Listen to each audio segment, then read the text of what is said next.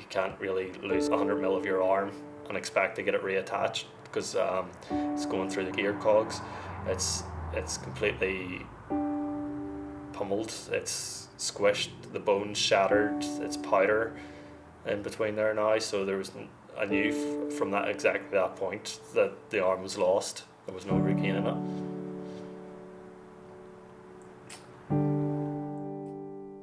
My name is Justin Guiney. I'm currently a design engineer for an oil tank company in Moira called Plastics.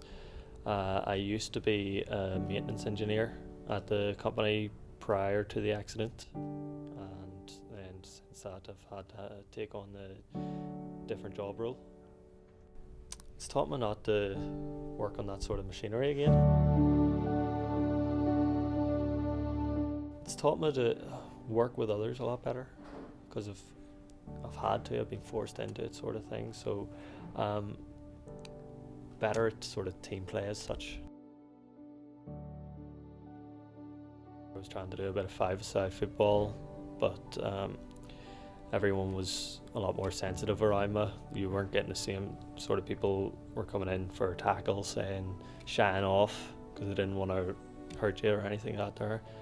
Because I was still going in and still throwing myself at people, but whenever they were coming at me, they were sort of woosing out.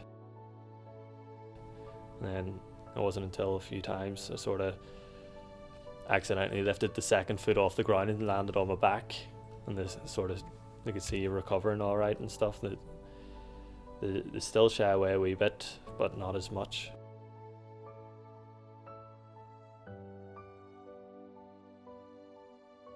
With this new aesthetic one, I think it's going to help me out a lot more, because people are going to look at you and think, oh, he looks normal, whereas at the minute they're looking going, there's an arm missing there. I sort of have to mentally brace myself. People are going to notice. As soon as the first emergency stop was hitting the machine, I've been supported.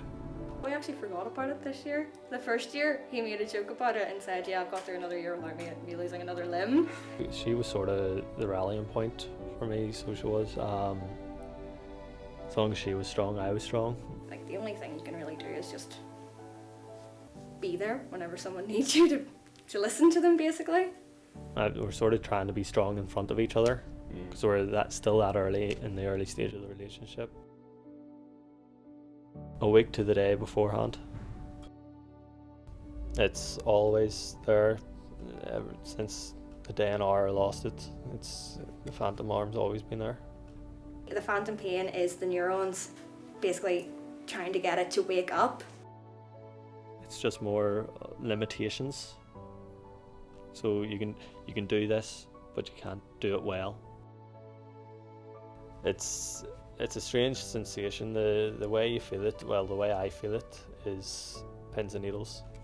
24 hours a day, 7 days a week, 365 days a year, just always pins and needles from the tips of your fingers right up to the shoulder.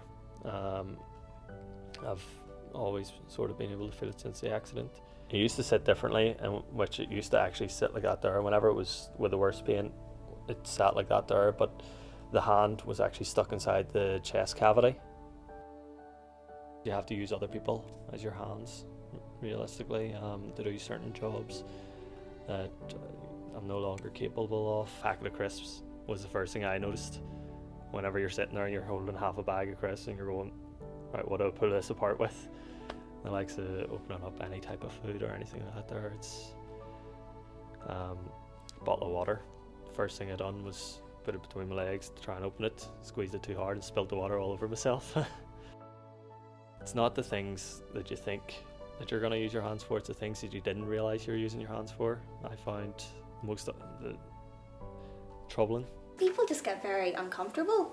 Like, the likes of children and all sort of stare. There was one incident whenever we went swimming once where this little girl looked at his arm and just burst into tears. Mummy, where's that man's arm? And it's sort of, I sort of had a giggled a wee bit, because like the mum would have noticed as well, but obviously wouldn't have said anything. But as soon as you're far enough away, people talk about it.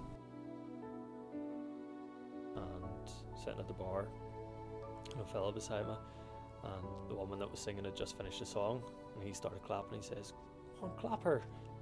That was a good song." I says, "I acknowledged that it was a good song, yeah." And he says, "So clap her." And I went, "I can't." He says, "What do you mean you can't? Of course you can. Everyone can clap." And I said, "I don't have an arm. I only have the one arm. How do you clap with one arm?" I don't feel anyone should feel sorry for me. See, to be honest, nobody felt sorry for you at that point, so why should it be any different with this accident? Yeah, there's no arm there anymore, but I'm still here, which is everything you can sort of hope for.